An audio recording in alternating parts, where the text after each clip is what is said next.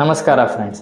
So stock market play ಲಿಸ್ಟ್ನ ಇವತ್ತಿನ ವಿಡಿಯೋದಲ್ಲಿ ನಾವು ರೆಗ್ಯುಲೇಟರಿ ಬೋರ್ಡ್ ಬಗ್ಗೆ ಮಾತಾಡೋಣ. ಸೊ ನಮ್ಮ ಇಂಡಿಯಾದಲ್ಲಿ ರೆಗ್ಯುಲೇಟರಿ ಬೋರ್ಡು ಯಾವುದಿದೆ ಅಂದರೆ ಸೆಬಿ ಅಂತ ಇದೆ. ಸೊ ನೀವು ಸೆಬಿ ಫುಲ್ ಫಾರ್ಮ್ ನೋಡೋದಾದ್ರೆ securities and exchange board of India ಅಂತ.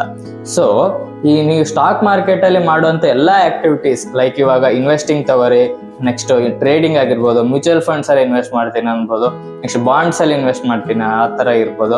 ಇವೆಲ್ಲಾನು ಸೆಬಿಯಲ್ಲಿ ರಿಜಿಸ್ಟರ್ಡ್ ಆಗಿರಬೇಕು.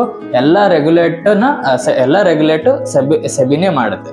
ಇದು ಒಂದು ಬೋರ್ಡ್, ಒಂದು ಯಾವ ಥರ ಈ ಕಾಮನ್ ಟರ್ಮ್ಸಲ್ಲಿ ಹೇಳೋದಾದ್ರೆ ಇದೊಂದು police man of stock market ಅಂತಾನೆ ಹೇಳ್ಬೋದು. ಯಾಕಂದ್ರೆ ಎಲ್ಲ ಆಕ್ಟಿವಿಟೀಸ್ ಮೇಲೇನು ಇದು ಕಣ್ಣಿಟ್ಟಿರುತ್ತೆ.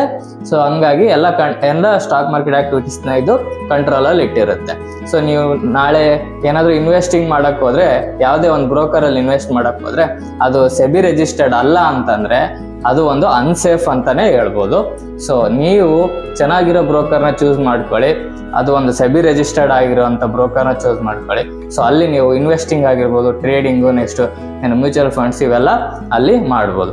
ಸೊ ಕೆಳಗಡೆ ಡಿಸ್ಕ್ರಿಪ್ಷನಲ್ಲಿ ನಿಮಗೆ ಗ್ರೋ ಬ್ರೋಕರ್ದ ಆ್ಯಪ್ದು ಲಿಂಕ್ ಕೊಟ್ಟಿರ್ತೀನಿ. ಬೇಕಿದ್ರೆ ನೀವು ಡಿಮೆಟ್ ಅಕೌಂಟ್ನ ಓಪನ್ ಮಾಡ್ಕೋಬೋದು. ಇದು ಯಾವುದೇ ರೆಕಮೆಂಡೇಶನ್ ಅಲ್ಲ. ಸೊ ಬಿಗಿನರ್ಸ್ಗೆ ಪ್ಲಾಟ್ಫಾರ್ಮ್ ಗ್ರೋ ಪ್ಲಾಟ್ಫಾರ್ಮ್ ಏನಿದೆ UI ಅದು ಚೆನ್ನಾಗಿದೆ. ಸೊ ನೀವು ಬೇಕಿದ್ರೆ ಯೂಸ್ ಮಾಡ್ಕೋಬೋದು.